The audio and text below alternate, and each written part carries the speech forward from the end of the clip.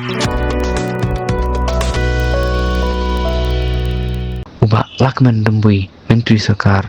beripet katanat puli putih ulong mana kaliang jong katanat puli putih jong sarkar jelah hadian baka sarkar India kala pimi yaka performance reading index score jong kari kabartip ru makum kacala Meghalaya kala kot kumba sanspa arpasan pon nyopuwei kumta kum kacala kala nang penbah susu yaka jeng puli ha kacala Narasi. Nakaliang ka jongi ko ka Education Department.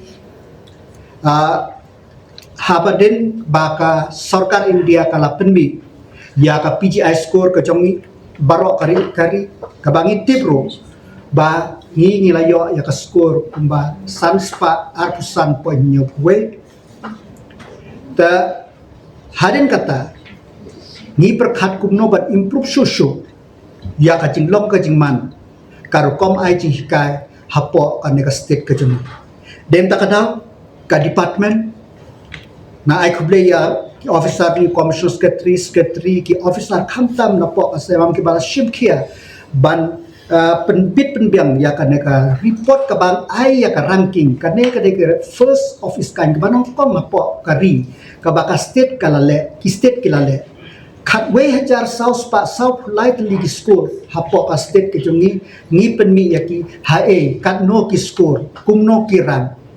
ki don ki top 20 ki don ki top 100 but baro ka school pat kat no ki score ki don ki score ki baka score jong ki kalong very very low kalong kaduna bha tegi happy ban improve tengah kajing penmi ya kane ka report kalong baki school barok kintip ka ka baki de banle katno kiyo knang bahaki ni sistem sistem ke banangwan kin lab improve lada ki school ki improve kitip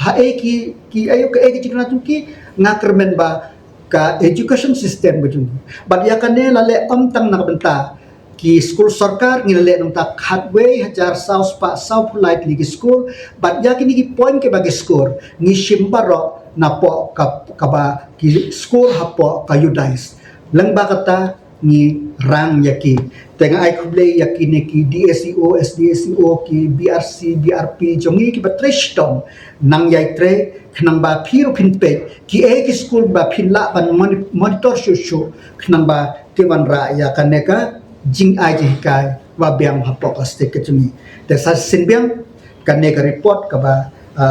kabangi khot hang ne press glamman pelai pai ba ya kane ka PGI ranking ke jongi hapo ka state. So from these 11,000 plus